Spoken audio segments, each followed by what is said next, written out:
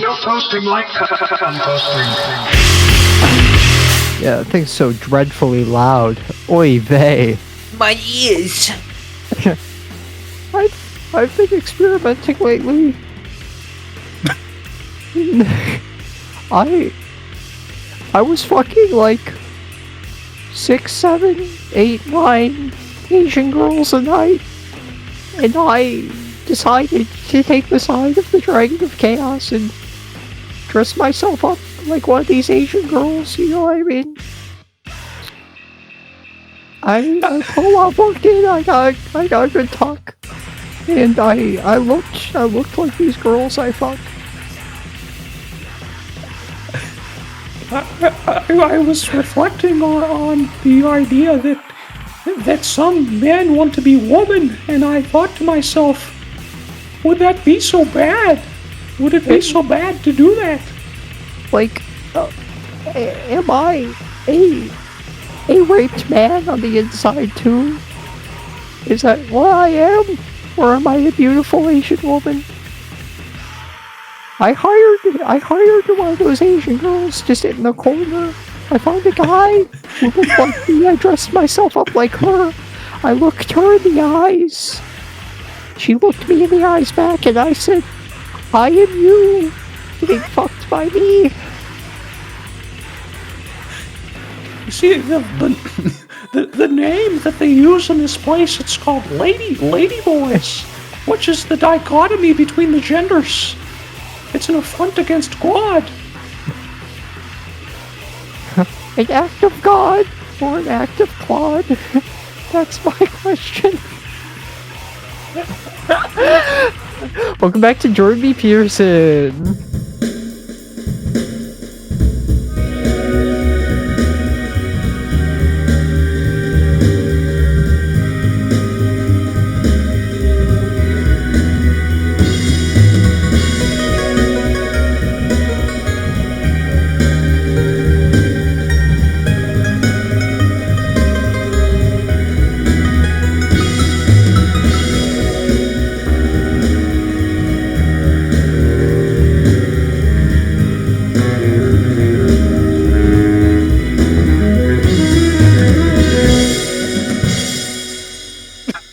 What's up, little comers?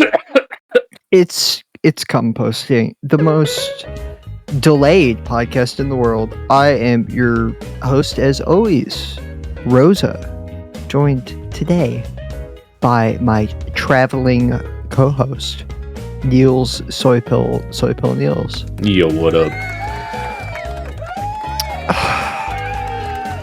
What's happening? What have you been up to? You're in a hotel room somewhere in these United States? Yeah, it turns out it's like incredibly easy to get away with disappearing a body. You just have to find somewhere in rural America, even like a pretty populous state. And so long as you put it in like, I don't know, like 3 miles out in a field, like there's already no one there. But especially in a place where no one really looks at you twice because you're the right color of your skin, you know? And, I mean, this is obviously a non sequitur to anything I'm doing out here, but I just found that fact to be interesting. Yeah, needless to say, you showed that whore who was boss. Asking you for money? Asking you? Huh.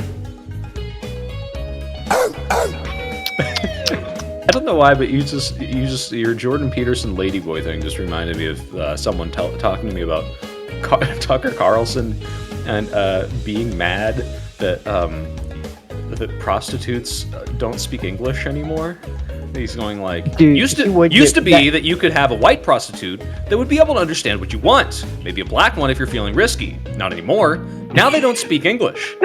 Damilo Papi is what they're saying. What does that mean? What are they asking for? Sucky, sucky, long time. Sucky, sucky, no. Don't sucky, sucky my penis. Please. Stop. Get away from me. It hurts. I don't want this. Please. Who's getting sucked off? I'll do anything. Who's enjoying this? It's not me. Maybe it's you. Maybe you wanna fuck Cherokee women who don't speak English. Maybe you want a land acknowledgement before you fuck her in the ass. I know I did, and many people do too. Maybe even your family. B-roll of like a fucking white suburban family. What is little Timmy doing on that iPad? Is he watching pornography of Jamaicans? Is he watching pornography of wingers that sound like Jamaicans? Who's to say? That gets cut.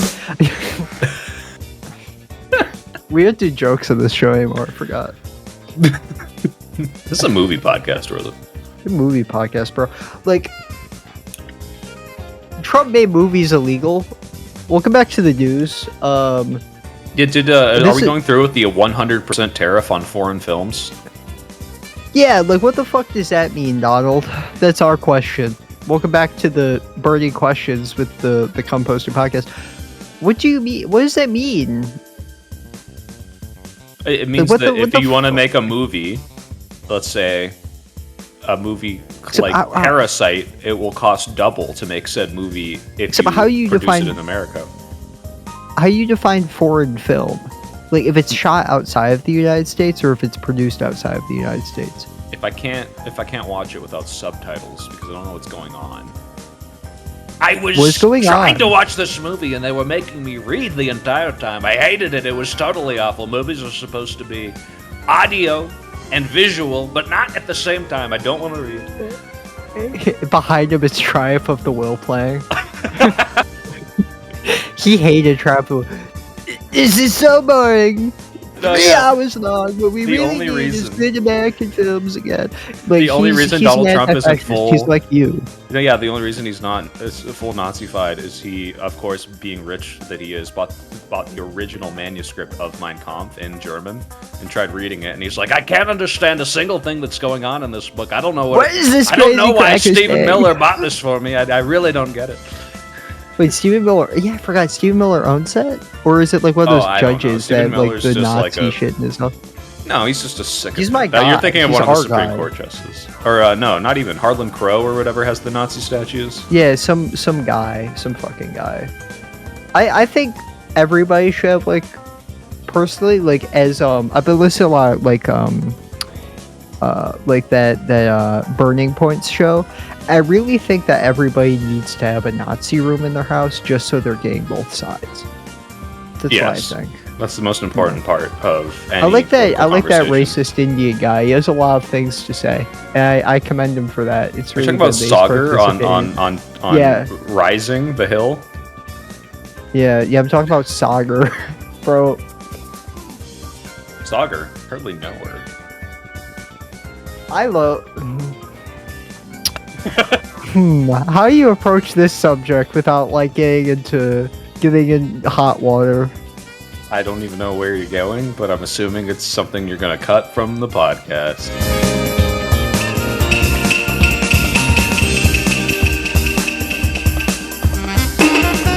And that's your opinion on Indian people. What's your favorite kind of sandwich? My favorite kind of sandwich? I like BLTs the best. Is burger sandwich? Burgers aren't a sandwich. Anyone who calls a burger a sandwich is awful. You might as well call a salad a sandwich because there's two. You might as well call a man a woman because words don't mean anything more. Men are women now. Women are men. What's the point of anything? Is a burger a sandwich? Why don't you be gay? Why are we all just gay? I want guys to fuck me in my ass. I want it to hurt. Used to be you could say no homo, and it would be totally fine to have sex with your friends. Not anymore. Now gay sex is mandatory, thanks to Joe Biden. Back in the day, you used to show up to a gay bar when we were a real country, and a 30-year-old man would pick you up in his car and say, don't make me feel like I have to fuck you. That's what they would say. Cruising used to be a thing that gay men could do. Not anymore. We used to be able to walk through the park, eyeing each other with gay looks and having sex in the park bathroom. Now we can go to gay bars. The thrill is gone. No longer will we not talk to each other while we wordlessly fuck in the bathroom, like two ships passing in the night. Now we can have a full-fledged conversation, a relationship. This used to be a real country. Gay sex used to mean something.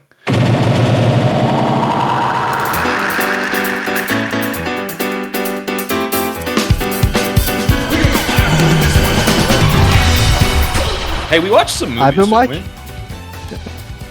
Fuck movies, bro. I'm saying it. I'm not afraid to say it. Fuck movies. Fuck movies. Oh, look at me. That's I want you to sit down for 2.5 hours like a baby. Yeah. What are you? I want to watch Coco Melon. Yeah, oh, goo goo gaga. Entertain me. Anyway, we watched PTA's 2025. Pretty good film. One battle after another. What'd you think?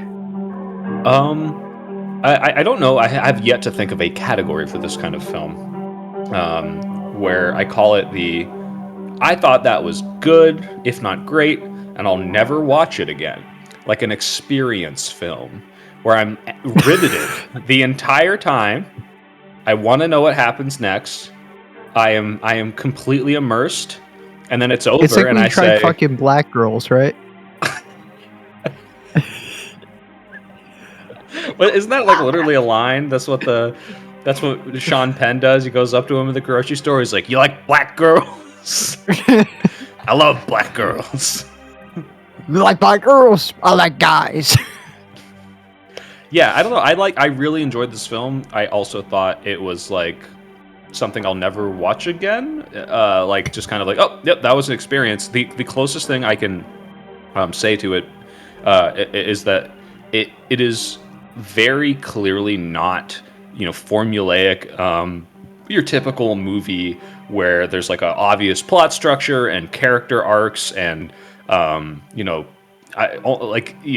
acts. Like it has those elements, and it's not so like abstract and surreal that you can't like sit down and enjoy it for what a film is, and general audiences wouldn't be put off by it. But things just sort of happen. It's almost like watching. It's not on the same level as what is the movie about the Holocaust called? Not Schindler's List. The one about Rudolf Hess. Oh, the Zone of Interest. Yeah, so the Zone of Interest was like I don't very. think it's like. It's not that close, obviously, but like it's similar in the idea of like the Zone of Interest is like you are a fly on the wall in this, a room, and listening to the way that these Nazis just live their day-to-day life. This felt like as much of a movie could make me feel like I'm genuinely in like this incredibly tense situation. It was immersive. Very it immersive film. Yeah, it had that plot structure.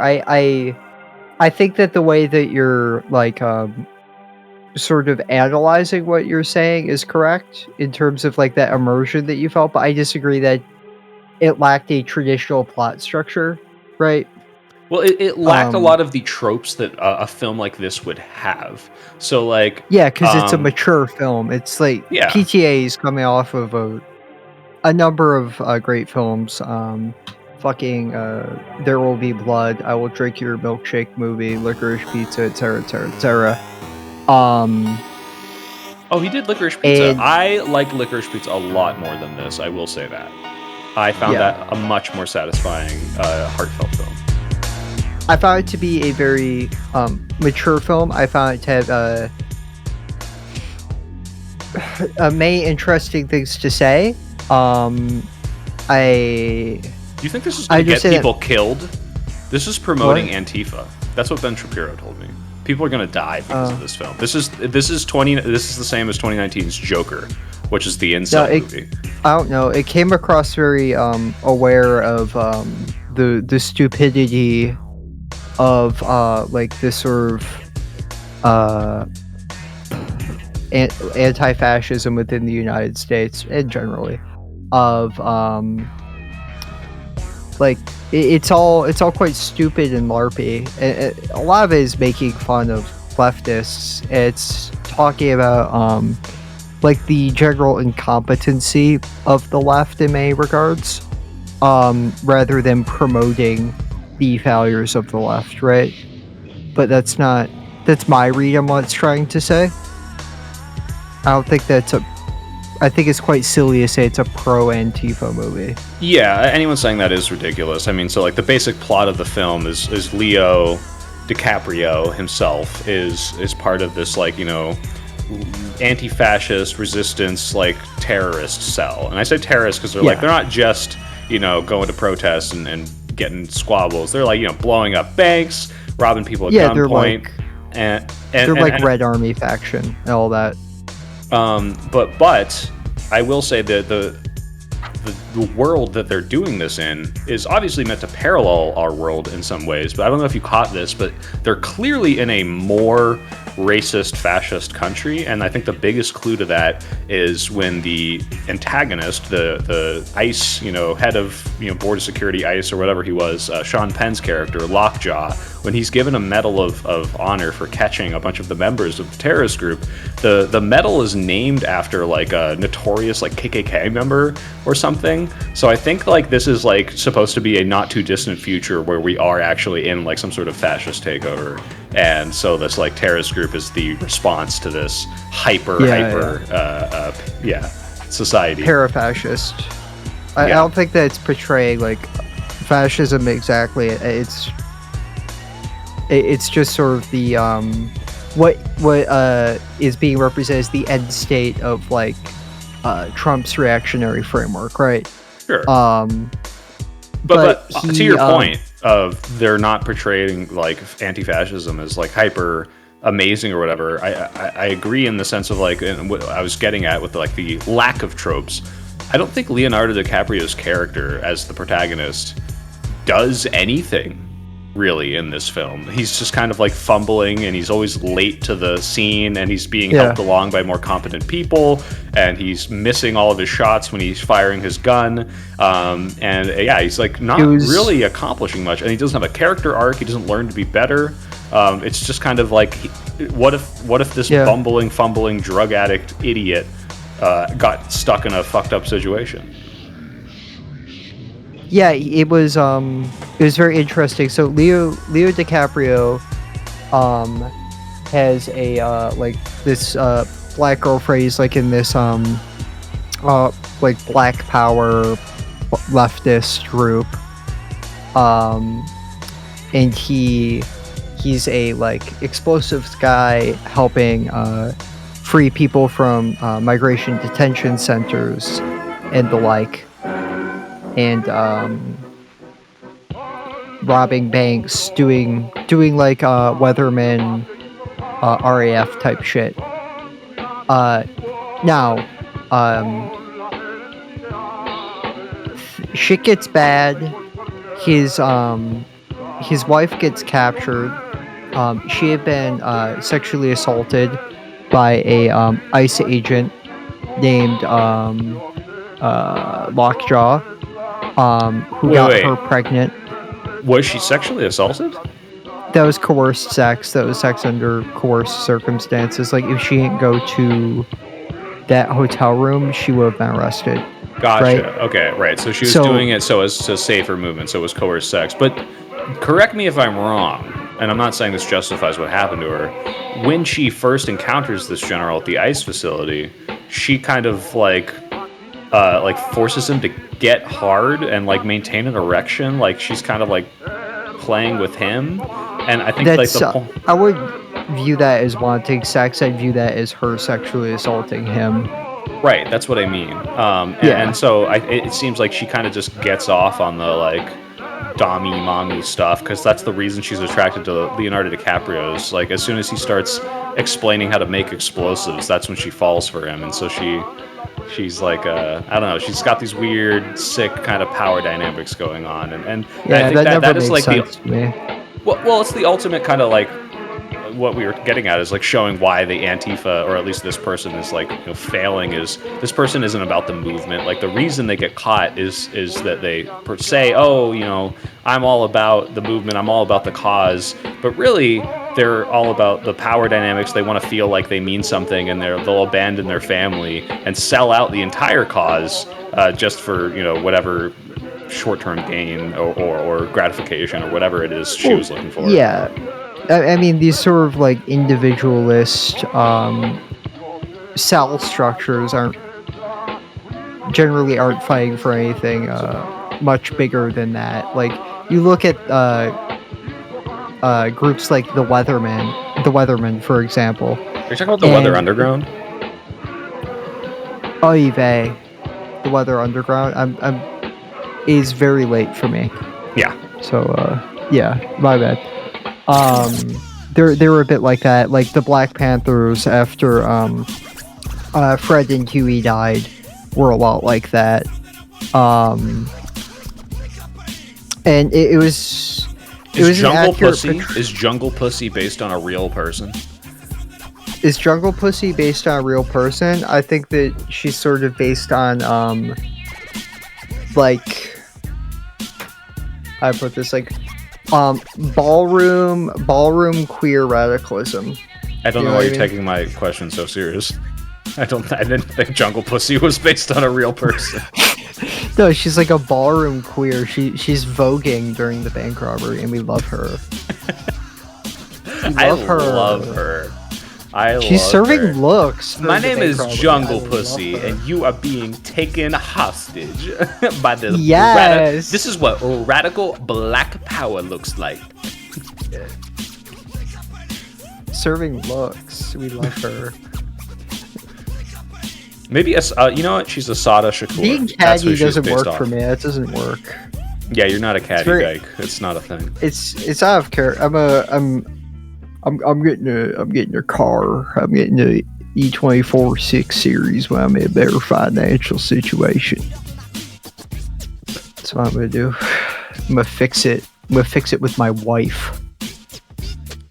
So one thing I really liked about this film was the score. I loved the score. It's kind of this like anxiety-inducing, like consistent piano music. It almost felt like I think Oppenheimer kind of tried this and failed, where like scenes are stitched together with the same background score, almost like it's a montage, and it feels almost like you're just watching a very long trailer. But this film pulled off really well, where like there's this consistent like tinkling of piano keys. This is kind of like keeps you on edge, like, oh god, what's happening, and it goes on for 20 minutes, 30 minutes, 40 minutes, and I loved that. It flows perfect. Yeah, it flows wonderfully. It's coming at nearly 3 hours. That was a 3-hour movie? That is a 1 hour 62-minute movie. Wow. It did feel like that, you know? It felt like a... Wait, 1 hour 62 minutes is 2 hours. 2 hours 42 minutes. Oh, 2 hours and 42 minutes. You said 1 hour and 62 minutes. Oikaball. 162 minutes. Oh, dude, 162. Yes, no, okay. This felt like a lot like an hour and a half movie. At no point did I feel the runtime. I was very, very into this. It was brilliant. Yeah, I liked a lot about this movie. So this is Leo DiCaprio. His daughter gets kidnapped by the like ICE agent guy. He has to like get her back, and he fails in every capacity. He doesn't do anything, but it's like an interesting way. It's a way that like commented on the medium. You know what I mean? I don't know what you mean. What do you mean commented on the medium? Okay, it's well, I think PTA is trying to do here is say that like within these tropey stories, it's the like the glamorized leftist group with the like familiar white guy saving the day. You know what I mean? Yeah. You see this in all sorts of films. What he's saying is like that's not only is that not the case here, he hasn't learned anything from it. He doesn't do anything with that. He desperately claws to get his daughter back, and despite the fact that his daughter's one request was don't drive drunk, the first thing that you see him doing when he gets back to safety is just drinking heavily. You know what I mean? Yeah. No, that's very fair. I thought it's very interesting, and despite that, it remains very exciting throughout the entire thing. Until you feel like at the end of it, wait, this guy didn't do anything. Other people like picked up his shit for him. It's it's accomplished in this wonderful way because you constantly feel as if he's on the cusp of something. Yeah, it's like, You know? he's gonna go get her. He's gonna save the day, and he just even in the very climax of the film, there's a wonderful, well executed car chase that is unlike any car chase I've ever seen, where it's not tense, super fast music and the car's speeding. It's just three cars chasing after each other, slowly closing the gap, and then bam, climactic conclusion. And he arrives after it's done, and his daughter has essentially saved herself completely. And he has no impact. If anything, he almost accidentally kills her, or she almost kills him. So he almost fucks up at the end there. And I thought that was great. It was just like, oh, all right. Like, I guess he had no impact whatsoever. So brilliantly executed. And the B plot in this film is so wonderfully funny. This ICE agent guy is trying to join this Nazi group called the Christmas Explorers. They're just like a bunch of golf dad looking guys. That's what was so great. Specifically so golf dad. You're joking, but they're literally wearing like Patagonia and like the little crocodile shirts, and they look like they're all just total golfers, but they're all just like, okay, gents, let's kill this half breed. Yeah, let's get this guy. He did a miscegenation, and what else are we gonna do to make the white race prosper in our country? The Nazis found out that he miscegenated. Mr. Lockjaw, he got some jungle pussy, but not actual jungle pussy. Yeah, that's a different character. Pussy. Yeah, he so they're trying to kill him. He survives a shotgun blast to the face from like the I don't know, co-leader of this group. So that's something I found a little interesting. So it's just for context. Why are they using birdshot when trying to kill somebody? Well, not even that. It's the idea that there's this secret group of like ancient, rich and powerful Illuminati white supremacists that may or may not already have like more power than they would otherwise in our society, because this is a more racist, like fascist government. But they're still secret, and they have to like be completely clandestine and have these weird backroom meetings. And they're like, you'll never want for anything if you join our group, Mr. Lockjaw. But then when they need to kill him, they send one of their top members. They don't like hire a guy. There's not like some like assassin. They're just like, all right. It would be like if Mark Zuckerberg like personally went to execute the Facebook whistleblowers or something like that. It's like a glory kill, right? To these sorts of people, you know what I mean? Let's see, who are you sending a message to? If he's dead, I don't know. To yourself, like test of loyalty, maybe. Number of reasons why you would do that. He survives. He comes back to them to go through his like review because the guy who shot him is dead. They approve him on his review after he got reverse raped by a black woman, so they could by a semen steal demon, his powers. Yeah, so they could steal his powers. And they bring him to his office, and they release Zyklide B through a fucking air vent in there. And then they gas him. It was so funny. I like and cremate him. They burn him in an oven. Yeah. I love that scene so much. It's a very funny movie. It's such a funny sequence. They shut the door on his office. They're like, just look at the view. Just keep looking at the view. Shut the door. There's an airtight seal.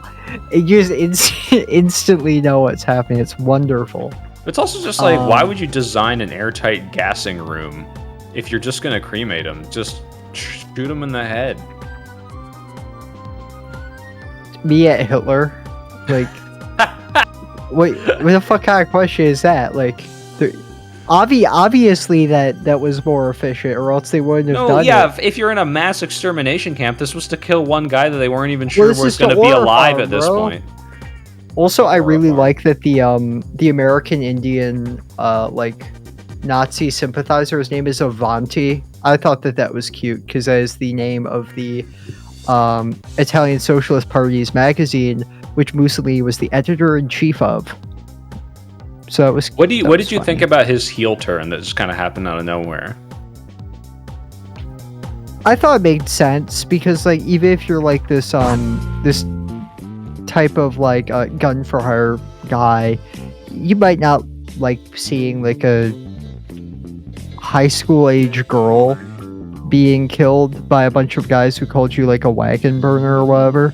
Yeah, and to be fair, he also was explicitly. I kind of liked this. Like, you'd expect something else in a movie, but the evil, white supremacist general, who, if anything, might not even be a white supremacist, or is and is in denial that he actually likes, interracial couples or marriage or anything. But it's kind of a commentary on how a lot of these people with these horrible so-called principles will violate them because they realize they're silly, but ultimately care more about status, right? It's they want the power.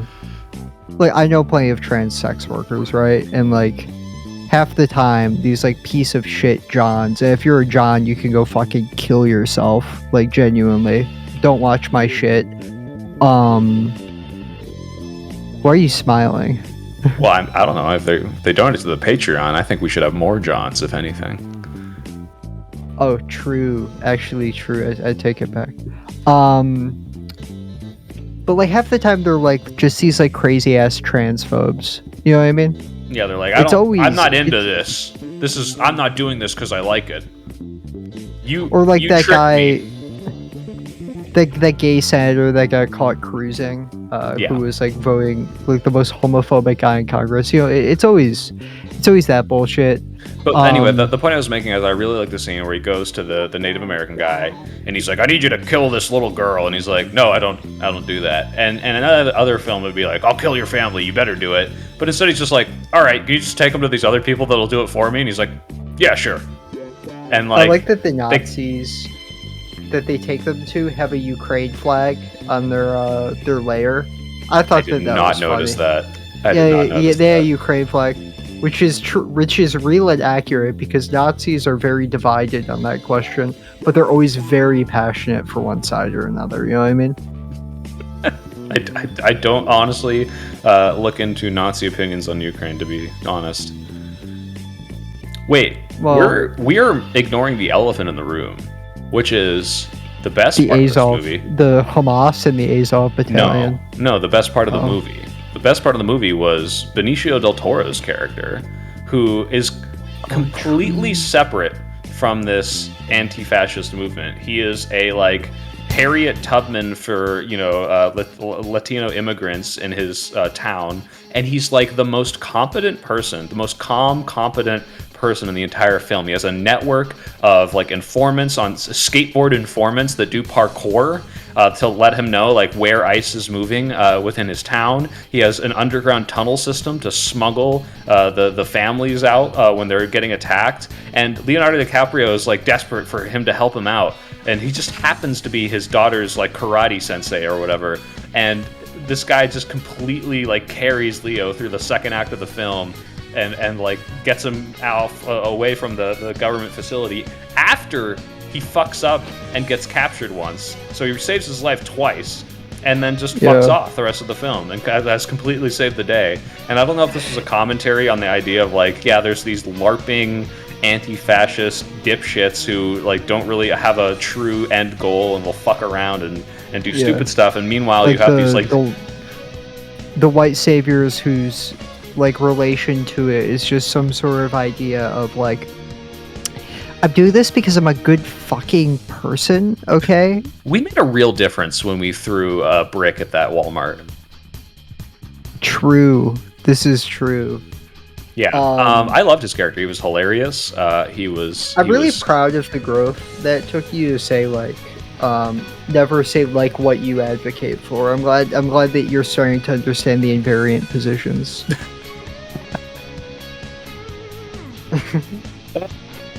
It's not like I'm indoctrinating you into a cult. That's my bad. A little bit. But yeah, I like that. I like that character a lot. I like that he dances sexy when they're drinking and driving after getting pulled over. Yeah, and he's like, "Oh yeah, I've had a few beers. Yeah, just a couple."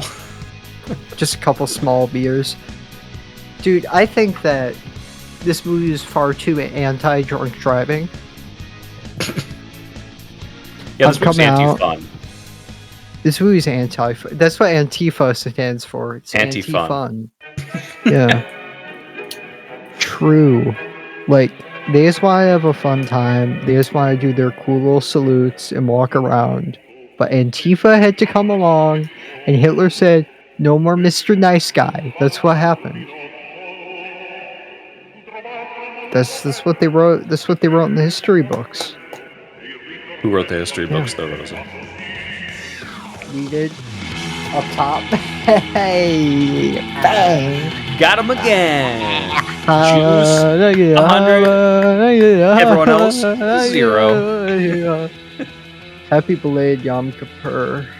You mean Rosh Hashanah? Whatever. I don't celebrate that bullshit. Honestly, I was talking out my ass. I don't know which holiday was recent. No, it was Yom Kippur recently. Except I don't want Whatever. You're fake. You're faking it. You're faking it. Oh my god.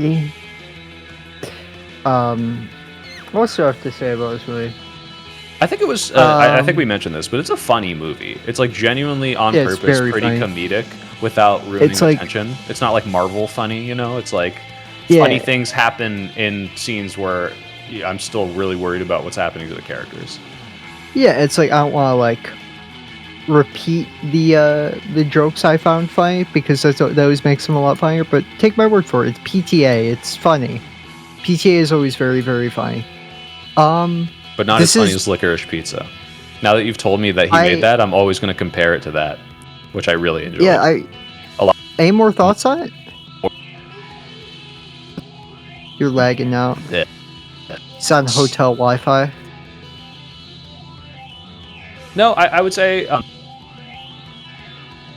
I would say this: if you are someone who is afraid of woke, if woke has ever entered your lexicon as a pejorative, you'll hate this movie because when the black girl stops talking to Sean Penn, she tells him that the pussy don't pop for him anymore, and you'll think that's cringe. But I thought it was funny. And if you say that people should stop saying woke because you're disconnecting it from its black roots, you're probably not gonna like this movie. I do like the fact that we asked this like he calls up his terror cell. They put him on hold with Gil Scott Heron. The revolution will not be televised. After we asked his coordinates, he's like, yeah, somewhere between the stolen land of. I just realized that I can't come up with like a fake Indian tribe name without being like incredibly racist. The Kakapipi-Poo-Poo tribe? The bottle opener tribe. Somewhere between the stolen. No. I don't know. I can't think of it. I can only think of like Iroquois. In Nevada. Ohlone. Aztec. the bologna and the Dago tribes. Ohlone, no B. Bologna. Fried bologna. Yeah, Italian Indians? That's crazy, bro. They would be up to anything. They call me Snaps Spaghetti. Hey, hello, it is me, Chief Bottle Opener. I am here to perform in Ali, the dance of my people on the half pipe. It's a solid 7 out of 10. Go watch it, become radicalized, and prove Ben Shapiro right. I think that this was the best movie I've seen so far this year, and I'm very happy to be saying that. This year has not been the best year in terms of films, but I like this a lot. I am feeling a solid 24.5 out of 30 on this. And I'm going to be putting that right ahead of Zodiac, right behind Memoir of a Snail on the film ranking. That's so funny. Because I haven't watched most of the movies on the list, so I don't know why it's always funny to me, like where it falls and just like these random ass fucking. Just ahead of Memoir of a Snail is Salo, or the 120 Days of Sodom, which is what they want to do to you and your family. Jordan Used Peterson to be recently- that your boys' buttholes would be nice and tight and pristine, but now Democrats want them to be wide, fucked 100 times by the various people in their life, their teachers. I received a picture of Goatsy in my email. I was disturbed by this. This is what they want for our boys. Not only were they taken out of the dog park and into the home, they want wide asses and big dicks. I want a small penis, a warrior penis, between both people. Because while I'm able to put my seed in another man, if he gets impregnated, I want that boy to be a warrior. Meat spin used to be a thing you did when you were twirling the grills. No, meat spin used to be a thing you did when you would flip burgers on the barbecue. Now it's a penis whirling around in your face. Someone sent me a link for meatspin.com last night, and I can't stop watching it. Men used to be real men. Now if they want to feel the horrors of war, they have to participate in the Pain Olympics. Because it's natural to want to feel your balls being crushed by the boot of a German soldier. But now it has to be a waffle iron. What is going on? Why is this happening? Anyway, we watched another movie. Wait, who's that? Is that... Wait, what's that sound? Wait, is that the goat? Wait, my is God. that literally him? Oh, is that literally him? Dude, he is him! That is him! Yeah, cut. Play audio of a little boy say, "I am him." Like from my favorite movie, Him. Play "I Am Football." I am football. Football be like, "I am football." Football, So, family, God, in that order. Yeah, most people is God, family, football. wait, no, it's fucking serious. To most people, it's God, family, football. Wait, are you doing Jared Leto Joker right now? No, you have Jared Leto Joker. But to me, it's football, family, God, Batman. See, your impression doesn't work because you realize he never says Batman because they never had an on-screen moment together, I think. Or maybe they did, but no one gives a fuck. They did actually. In like I'm a Jared Leto Joker. I'm a Jared Leto Joker expert. Jared Leto Joker, I know you're here to talk about your new movie Tron Ares, but I wanted to ask about my favorite character, Jared Leto Joker. Who would win in a fight? You or Ben Affleck Batman? And when will they restore the Snyder Boys? I want to ask you a question. I have a Joker, a Suicide Squad Joker Funko Pop Pest Dispenser. I want you to sign it for me. Dude, okay, when I was at Comic-Con and there was like Q&A If it feels sticky, you know what? You know why? It's because I love you, Jared. 75%. I've been method acting. 75% of the panel questions in every single person's line were, "Can you sign my figurine?"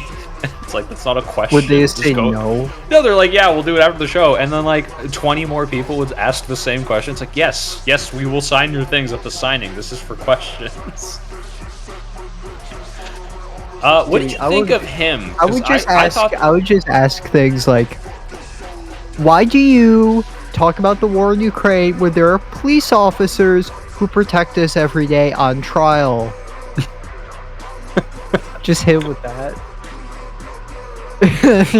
We're like full suit and tie. Do you think this that is directed by Justin Tipping, but is really like, I don't know, like shadow directed by fucking Jordan Peele, like, what the fuck was this? So I believe that. So was this produced by Monkey Paw, like the Jordan Peele production company? Yeah, it feels like I believe it was. It feels like if a severely developmentally disabled person saw Whiplash, was like, huh, I can make that a lot more twisted. I'll make that about football. I don't know if it was because I heard this movie was awful and I saw the IMDb at 5. I was expecting this to be way worse, and I walked away saying, I enjoyed this. This was solid. It was heavy-handed and ham-fisted and silly. Really? But I was not bored. I was entertained the entire time. I had a good time watching this.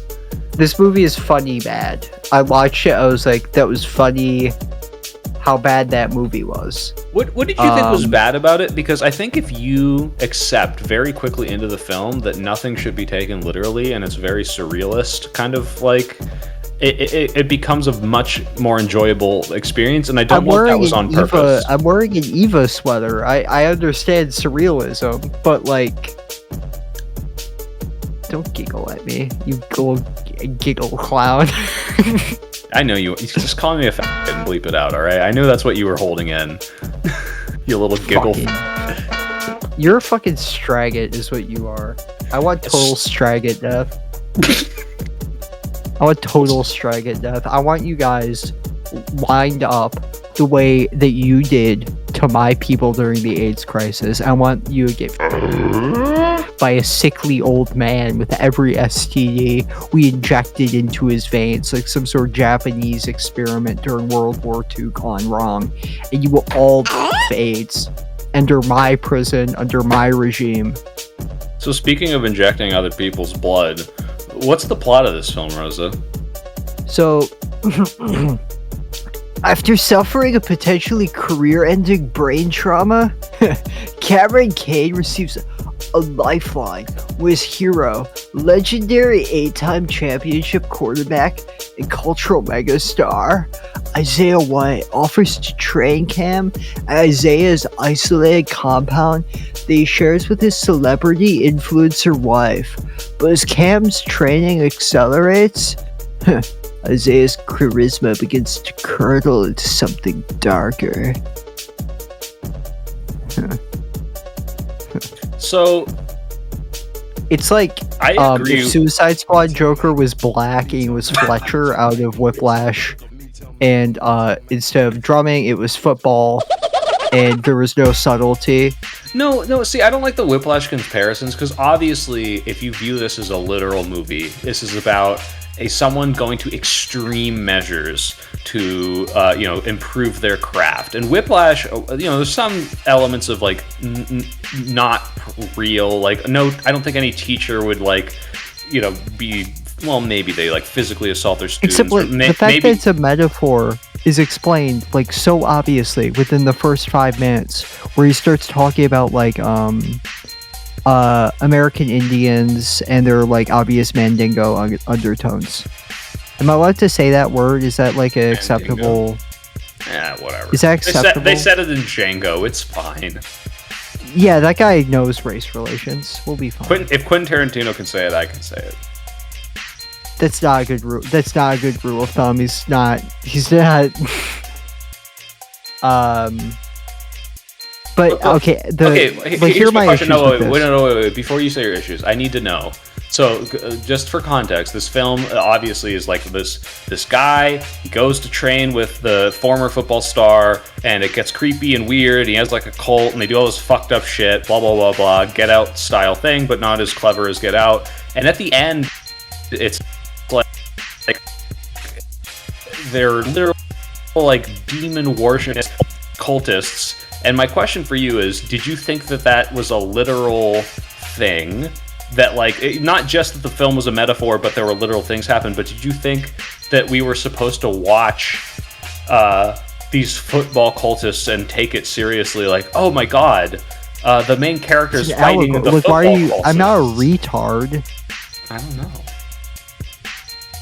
fuck you mean you don't know if I'm a Okay, well, retard here's what or I'm trying to not? say. What I'm I'm saying. rotating apples in my brain right now. I have a basket of apples which are rotating very quickly in my mind. Unironically, on that like Apple scale, I'm probably like a 2. I can't even get it color. So if anyone's retarded. Oh, so you the only meaningful measure of IQ that translates to anything you're bad at?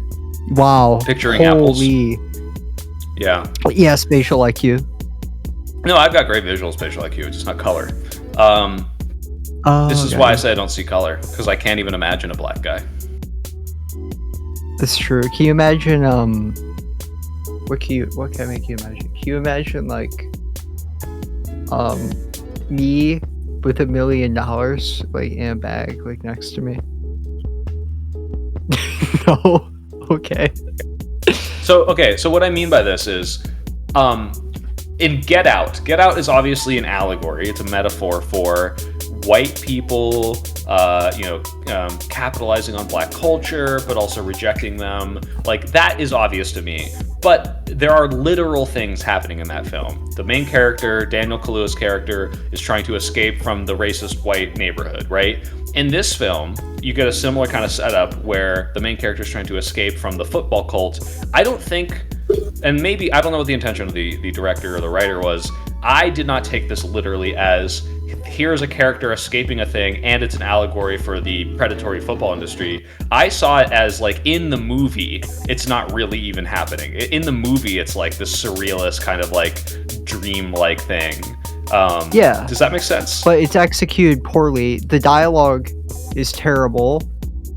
Every single aspect of this is over-explained as shit. It's the character acting is awful. Like everything about it just like is executed poorly. Not even speaking about like the plot necessarily. What about the cinematography? and- It looked really good. No, it didn't. Dude, they have a fucking shot in this movie where they recreate The Last Supper with Okay, that was Timothée stupid, Chalamet in the Yes. center of it. That's ridiculous. dumb. And Okay, but what about you can't watch that with your Christian girlfriend because then she'll like she'll say some crazy shit. Did you think it was cool when every time they would like show violence, I don't know if this was to get around censors or just creative choice, they would do this like X-ray like thermal shots? I thought that was interesting. It was like fucking corny in Mortal Kombat shit. You know what It I mean? reminds me of Mortal Kombat X-rays when they would like smash. Well, I'm in punch you Mortal the face and Kombat. they're- I really liked it in Mortal Kombat. That's why I did. That's why I buy a t-shirt. That's why I'm here in prison. Look, okay, I thought this was going to be dog shit, and I kind of enjoyed it. So I'm a little Listen- happy that I had a good time. Okay, I'm sorry. Like, I enjoyed it. I watched it with my girlfriend. Fun. Oh, look at me, Like, I'm Rosa. I have girlfriend. We sit on the bed and kiss and cuddle, and we can enjoy any movie. It's so awesome. My life's great. Fuck you. Yeah, I'm like happy. This is like the happiest I've been in my entire life.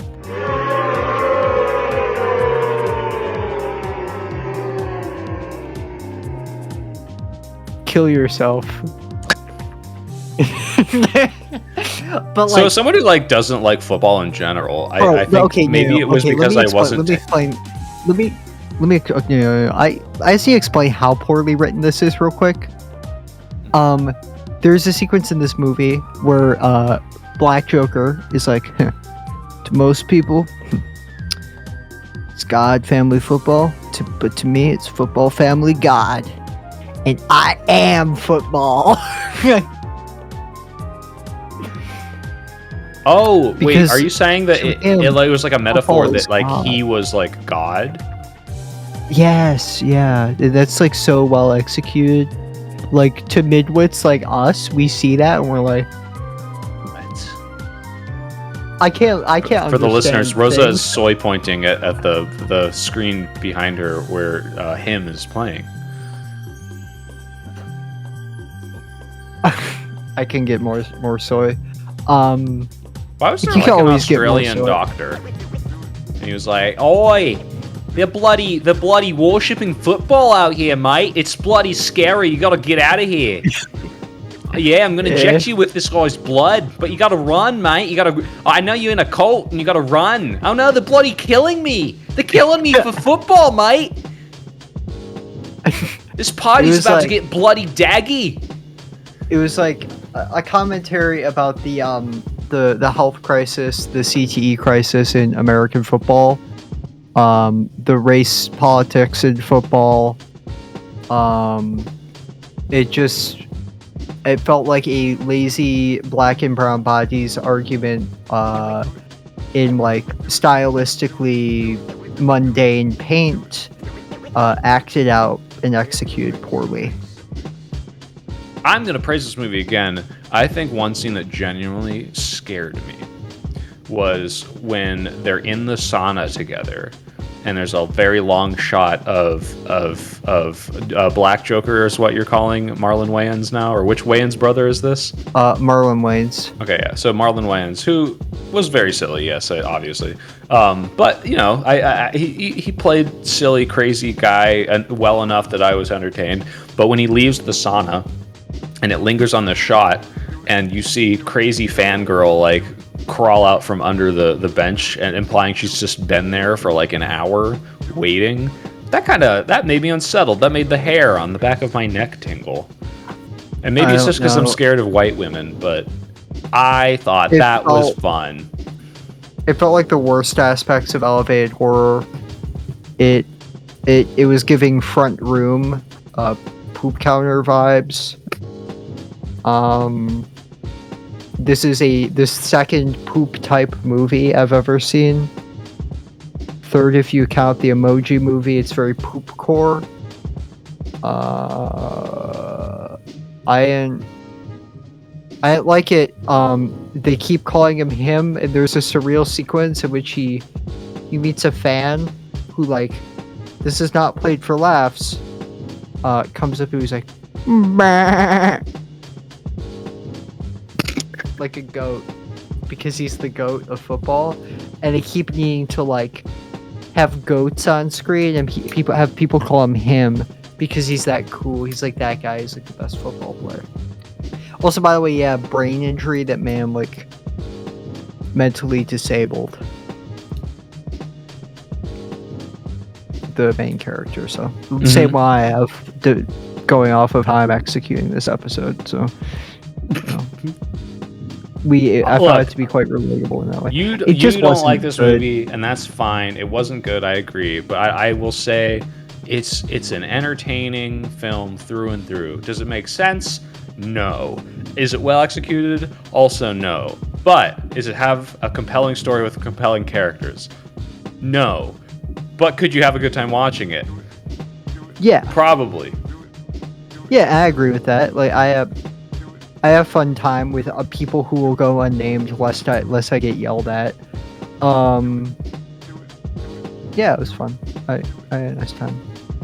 But it was a bad movie. You know. Yes. Just if you're laughing at it with friends, you'll have a fun time with it. But I'm not. So this is the reason I'm defending it. I'm not entirely sure that it's not supposed to be laughed at. Except Guapdad 4000. This is in the credits for this movie as an actor. Never mind. This is a great film. Who the fuck is Guapdad 4000?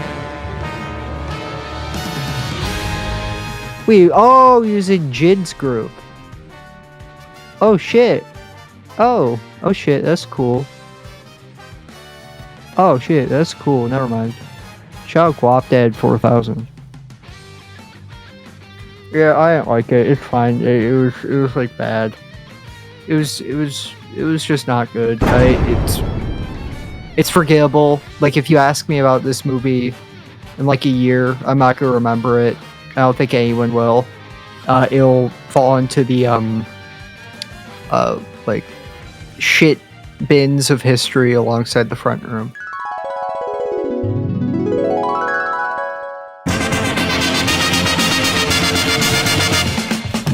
Hi everyone, Rosa in editing here. What's really funny is that I did wait about a year before editing this. I'll explain why in the outro, but as said, I forgot that I watched this movie. I forgot that Him is a movie that came out. I forgot that I watched it. I forgot that I had to watch it twice because I watched it the first time essentially too drunk to know what was going on. And despite having watched it twice, I don't remember anything about it. But you know what I do remember? The front room. I will stand by the fact to my dying breath that The Front Room, the world's first poop-based horror movie, is a better film than this. Back to the show.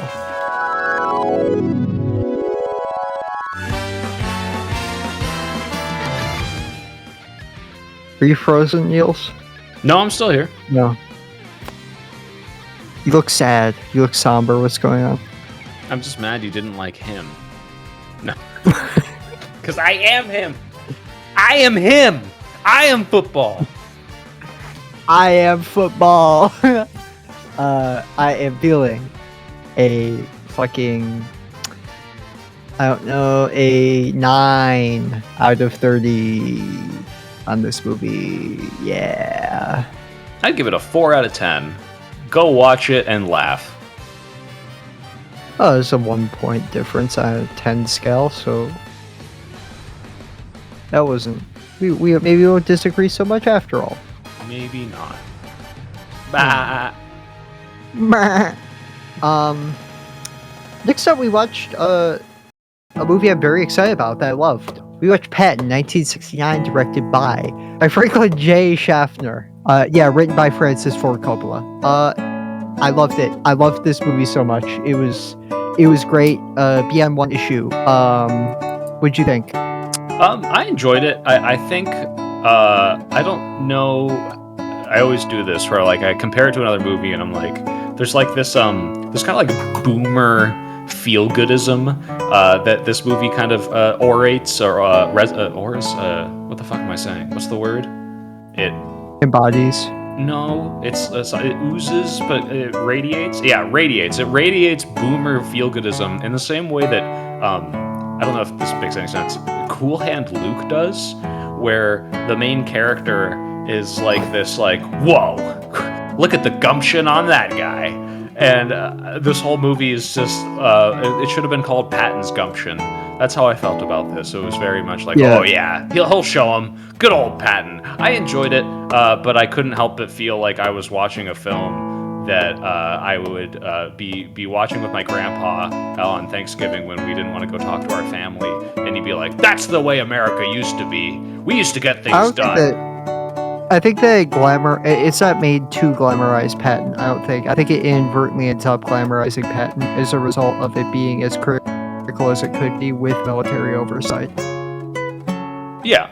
No, in fact, which is my issue with this movie, because Patton wasn't a good general, and the reason that he was such a pariah is because of the fact that he led to the unnecessary deaths of 100,000 American people.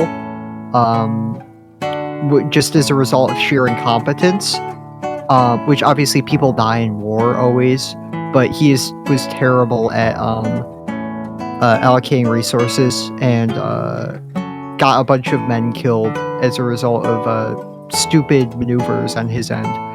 And that's not to say that, like, I don't know. I think that, like, other World War II American generals, like these great guys or whatever, it's just that he was a bad general. He was bad at his job at being a general. It's not about how many people he killed, it's just about... But don't you think he was right when he said that we fought the wrong enemy? That's true. We should have fought the bourgeoisie. That's right. That's right, folks. Dude, you'd leave the show over my World War II takes. That shit would get too invariant. That shit would get way too invariant for you. I best start reading Martin Axelrad quotes. I'm going to tell you that capitalism makes us all into lampshades. I think about it. Actually have a lot to say about this film, which kind of makes me upset. I feel like I should have appreciated it more, so maybe I'll let you talk more, but I'll just get my I want to get my very brief thoughts out. When I was kind of, obviously it's not necessarily a jingoistic American film, but it does portray American jingoism, and I like that. Yes. I just wrote down like a line or two here. I really like in the beginning when he's like, "You might not know what to do, soldier, but when your best friend's face is goo, you'll be filled with the energy you need to go and fight." Yeah, George C. Scott is a genius actor. I think that this is the best character acting I've ever seen. Wow. Okay. Yeah, I got high praise for this movie. Now, it's just that like that issue that I have with it is big enough to where it brings it down quite a bit for me. Not a ton, but like still a bit. So again, your issue is that it's glazing it too hard, or it that misrepresents the reason that Patton was a pariah is his rhetoric being bad as him hitting a soldier, when like it fails to account for the fact that if the United States was as violent a society as Germany or any other society in that time. I mean, the president had a letter opener made of a Japanese man's femur, for Christ's sake. You know what I mean? Okay, but I mean, as violent, we didn't do a Holocaust. As violent, except we would have done a Holocaust if we were put in the same economic position as Nazi Germany. The thing is that we didn't need to. That's believable to me. Yeah, that's like I mean, we did the internment camps, you know. Yeah, that's like the genocide studies thing, right? Like, but also like Hitler patented a lot of like the eugenic stuff off of like the Californian medical system. Yeah. There's that book, Hitler's American Model. I have that around here somewhere. Which I don't agree with some of what it's saying, but it makes a lot of compelling cases for that. Like the part where it says Hitler was a bad guy. Yeah, like Martin Axelrod's. I have a pink triangle tattoo on my fucking arm, and like the like Martin Axelrod's works on on Auschwitz. I obviously support in this regard, but like it sort of portrays an idea of America as fighting this war out of like goodness, even if that was misplaced, and it implicitly says like Patton was a rhetorical outlier as a result of his violence, as a result of his like hyper-violent jingoism, when the reason he was an outlier and a pariah was because of his incompetence and because of the fact that he was self-interested in a way that figures like Eisenhower completely crushed. Because in most regards, so wait, to be clear, you think that because based on the film, like, you know, there's the whole controversy where he like smacks a soldier and like he's very clearly like, you know, go get him, kill him, and you're positing that is not very different from any of the other like, you know, American sentiments at that time. It's more that he was just really bad at doing that. So that's why other people didn't, resonate with him as much. Yeah. Why he was and like kind of that was outcast, a public that was turned into a public issue because of his incompetence. You know what I mean? Like, but like to say that he was uniquely brutal isn't the case. I mean, the war in the Pacific was a war in which we thought of ourselves as fighting human animals. You know what I mean? Like, say what you want about the horrors of the war in Europe, which there obviously are a multitude of. We still thought that we were fighting human beings. But then when it comes to things like the decision to use the atomic bomb, like 1,000-page books have been written on it, going through every single reason why that was unnecessary. You know? It was just a play for negotiations and sunk cost fallacy. You know? I'm still back and forth on whether or not we should or shouldn't have. I think. Can I recommend a book? You're gonna make me read a book. Make me. God. Here's Is there like an anime about why we shouldn't have used nukes? Sean, the video essayist. I've seen that video. Yeah. Yeah. It's fine. But the decision to use the atomic bomb and the architecture of an American myth, by Gar Alperowitz. By Gar Alperowitz. Good book, like 1,000 pages long, but it is just going through the way that myth was created and disseminated across the American psyche, and the reasons why that decision was made, the reasons why there's an argument for it being unnecessary, etc. It's just, I don't know. And you see the way that myth has been further and further disseminated. And like, I'm not a Stalinist. Obviously, I don't care. I'm not. Yeah, you're a Marxist I'm not like Leninist. rooting. Yeah, obviously, I'm not rooting. I fucking hate you. I'm not rooting for sides in imperialist wars, but you see the way in which like the myth of the American victory in World War II is so widely spread in a way that it wasn't in the year 1950. You know, I think that the atomic bomb being made necessary is an aspect of that, but that's like very, very off speech. I can see what you mean by like the movie does not portray him as the incompetent person that he was. I mean, one thing that really stuck out to me, and this kind of played into like the jingoism that I was, the gumption tactics that I saw being used, like specifically when he takes over the city. Was it Palermo when he wasn't supposed to? And it's like, you know, the whole. Despite I don't know if English. Yeah, despite the English, but also just like the whole mentality of, don't ask for permission, like ask for forgiveness, you know, get it done, and then like worry about the consequences later. Like that's what made America great. We didn't wait for someone's permission. We got it done. And then he's like, I just wish that me and Rommel, we could drive tanks out into the field, get out and just settle this like men. And like, that was just the whole, I don't know, just the whole feeling I had through the whole thing of just like, you know, my boomer grandparents telling me just how great America used to be. And especially something that stuck out to me, what was when the British people realize that he has taken Palermo. There's this scene, and they're like, I don't know, and this is really a thing that happens in the film. I'm not describing this inaccurately. All the British men are gaily dancing around, and they're throwing confetti and skipping and hopping around a big, that pole where you like wrap all of the the colors around it, and they go, "Bloody Patton's taken Palermo! Damn! Oh, we are so incompetent and British. He is American. I hate how not gay they are, like us, the British." Dude, he keeps kissing men on the mouth. This movie is so fucking gay.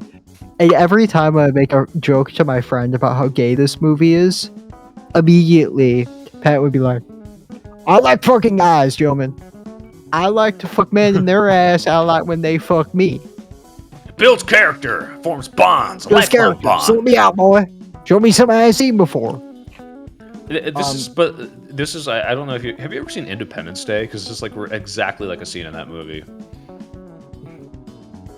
Anyway, no. I need to make this connection. In Independence Day, the Americans find out how to blow up the aliens, and the world is fighting back against the aliens. But only the Americans are so smart and competent as to be able to stop them. And there's a scene where they're like telegraphing the weakness of the aliens to all the different countries, and like the British get the message, and they're like, "Turns out the Americans have a way to stop them. Well, about bloody time. We've been sitting on our ass and fucking each other all day." Like, they're just like, yes, the incompetent, stupid fucking British are pansies and can't get anything done and need the Americans to come save them. Good thing the jingoistic Americans are just there to save the day. Yeah, I don't think it's meant to be a pro-Patton film, because, like, it's very obviously not a pro-Patton film. So, like, no, it's very not. controversial within its time. It was made in '69 during the Vietnam War, and it's obviously meant to be a commentary on like wars being fought of personal ego, right? Which is a very incorrect way of framing the Vietnam War. However, it wasn't a it's not a clean allegory, but it's a broader, like, anti-military commentary about how disconnected these people are from the horrors of war. Yeah. You know? No, because I there's do. what's not seen, you were seeing on your television screen, right? Oh, yes. Like, the horrors of these battles are implicitly intended to be in the back of the head of the viewer, of the audience watching this in 1969. You know? Well, they actually do show some battle on screen, which I was going to say is actually, I mean, I don't know how accurate it is, but I liked Technically how... impressive. Yeah, it was technically impressive. Because it's all real explosions and gunshots and everything, you know? Well, you're saying they didn't use CGI in this 1970s film? Yeah, but no, it is crazy when you think about that, you know what I mean? Yeah, no, it's very, I think I've heard people have compared this, like, when it came out to, like, Lawrence of Arabia, and I haven't seen that movie in, like, 15 years, so I don't even know really what that means, but I remember that being a film famous for its technical achievements, so... Yeah, so this opens up on the intro speech scene, which is iconic, and I think it's the second best part of the movie. What I thought was the best part of the movie is he's constantly comparing himself and strategizing around, like, what historical figures like Napoleon or Alexander the Great or Caesar did. You know what I mean? Yeah. That's like his thing. He's like, he views himself as like this warrior poet or whatever. And there's this wonderful shot, before he has to meet with FDR, who's never seen FDR and Eisenhower are never seen on screen, which I think is a very, very compelling and interesting directorial choice. You see him like below in a submissive position to this bust of Alexander the Great. I just thought it was a miraculous encapsulation of how he viewed himself versus what he amounted to. Towards the third act is just incredible. There's obviously the a great representation of the internal politicking within America, because at this time, like, we had just open Stalinist senators within the United States. We had a Stalinist vice president within the United States, even though it's not often talked about. Wait, which one? The first vice president under FDR. Yeah. I didn't know that. Yeah, because it was just like Stalinism is just like authoritarian social democracy, essentially, and that's what FDR was, really. So of course that would be the left wing of FDR's party, right? Yeah. Quote unquote left wing, but whatever. I digress.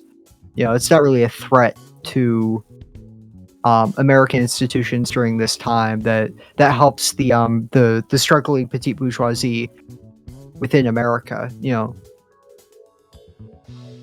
But I digress. And the wonderful scene where all dialogue that's that happened, calling the Soviets like bastards and sons of bitches and saying he won't drink with them at this joint party, and then the Soviet general through translator says, "Tell him I think he's a son of a bitch as well." And he says, translator is like, "Well, I can drink to that," and then they drink together. I thought that was fun because that happened. It's so over the top, and like that's gumption. That's gumption. It portrays the insanity of this guy who wanted to carry out Operation Unthinkable, who saw it as his like personal conquest across Europe to Russia. You know what I mean? Because he saw himself as this Napoleon guy. The set design, this is incredible. We go from Tunisia, Algeria to Italy, to the UK, to all across the place, and it was fantastic. Am I crazy? Was Patton the one who said that we should nuke the DMZ in Korea? That was Eisenhower, which is additionally why it's hilarious that this film tries to portray Patton as a pariah, because he was uniquely hawkish, versus like Dwight, don't take prisoners, just fucking kill them, they're human animals. D. Eisenhower. Yeah, let's irradiate the middle of this country so that they can never go across, because it's the only way we can enforce the Soviets enter the war. We have intel telling us that they're gonna surrender. Nuke them. More dead guys. More dead guys. More dead kids.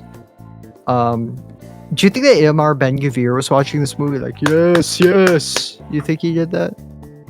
No, he was too busy fixing the conflict in Israel and Palestine, which I'm sure He you're was too upset. busy, You're upset about now that it's over, because now you can't hide behind the genocide of your criticisms of the Democratic Party. He was too busy sliming out Charlie Kirk. Bro. Yo, my boy Charlie got slimed, dude. Yo, Papa Perk for Charlie Kirk, am I right? Play Yo, Papa Perk for Charlie CK. Pour one out for CK. Okay, let me have you seen Papa Perk for Charlie Kirk? It's so good. I also found this rapper, this Jewish rapper, forget his name, he made a song called Jew Not Like Us, where it's a diss track on the synagogue of Satan, is what it says. He's like, Jeffrey Epstein, Jew Not Like Us. Harvey Weinstein, Jew Not Like Us. And he does, like, the most insane thing I've ever seen. He takes a picture of George Soros, a Holocaust survivor. He puts it over, like, candles and burns it.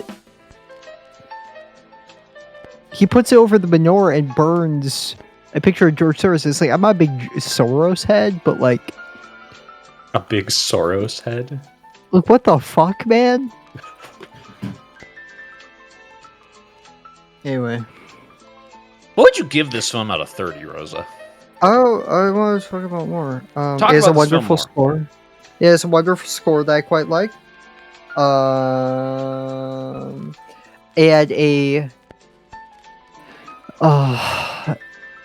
it lacked an understanding of friction, but I don't want to get into, like, war theory and all that, you know? Wait, I do. What do you mean it had a lack of understanding of friction? It didn't...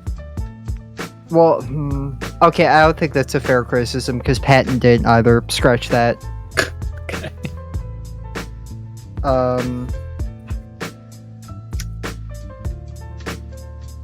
He has a speech about killing without heroics, where men cannot see each other as they fight, which I thought is one of the most interesting things that he said. Is that the same speech where he's like, "Oh man, I wish me and Rommel could just duke it out"? Yeah, it was like a speech where he's like, I think that we fought the wrong enemy. Yeah. But that was an interesting Pat moment. Yeah, it's about it, I have to say. I like this a lot. I am feeling a 26.5 out of 30, putting it between The Time That Remains and First Reformed. Okay. I'm giving it a 7 out of 10. I don't think I enjoyed it as much as you, but I think you have a lot more historical context and knowledge to like this more than I did, and I got triggered to family flashbacks about gumption, which isn't a bad thing, but is makes it less of a film for me and more of a vehicle for boomer hate. Yeah, I feel like Pete Hegseth watched this movie before he gave his, like, faggy little speech. Anyway, thank you for coming. Wait, next week we're gonna be watching Castration Movie 2. Well, and what? That's it. Castration Movie Part 2. Okay. Just 5 hours long. Do I have to watch part 1? No. It's a I don't think you can what's it castrate called? someone twice. Not a compilation movie. It's an anthology movie. Is it an The first one was anthology of 2 stories. castrations? The second one was 1 story. What was that? Is it an anthology of castrations? Castration, the Lacanian sense. It's a Lacanian film. Oh, okay. Have you Shit. read much Lacan? I've read zero Lacan. You should read Lacan. It's my girlfriend's special interest. So Well, I'm sorry, I'm too busy reading about why we should have nuked Japan a third time. true.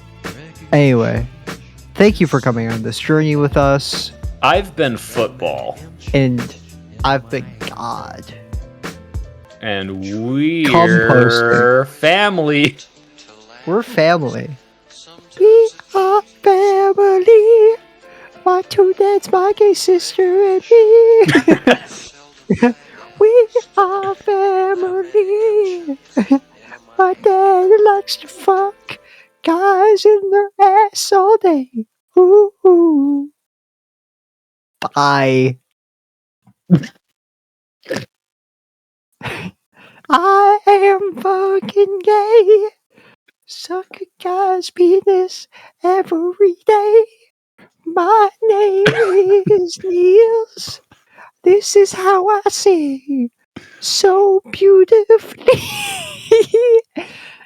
Sperm really does lube up the vocal this, cords. I don't know if you knew this, but I have a big dick in my ass, touching my prostate. I don't need to masturbate. I have guys. Fuck me instead. Don't listen to the lies the Jews put in your head because I'm gay. I'm fucking is it true that you're a classically gay. trained musician? I fuck big men every day. Every day. And Oh, is that my is backup singer who's literally in my ass as I'm performing this That song? is my top. Just ramming Who's me, a giving me big back black shots. man who looks like David Blunt, but even How can you? better. Okay, Rosa is cracking herself up at this bit, and yet completely criticized the segment in the oh my god, what the fuck was that movie 43 film called where there was like I like a to whine gay because black I'm a guy? braggy blade gay bottom who likes to whine before he gets fucked in his ass. Fucked in his ass. I don't need to bottom prep. You can use my poop as lube. I don't need to bottom prep before I get fucked by destiny as a humiliation ritual to make it big on YouTube. 'Cause I'm gay. That's my song. Bye. Hi. Here I am in the outro, as previously promised, to explain certain weirdness in this episode. I refer to 2025 as this year. You might have noticed that as peculiar. You might have noticed that we're reviewing one battle and another in famous film Him, as if they're recently released movies. That's strange. Those came out like 8 months ago. Here's the secret. This episode was recorded in October of 2025.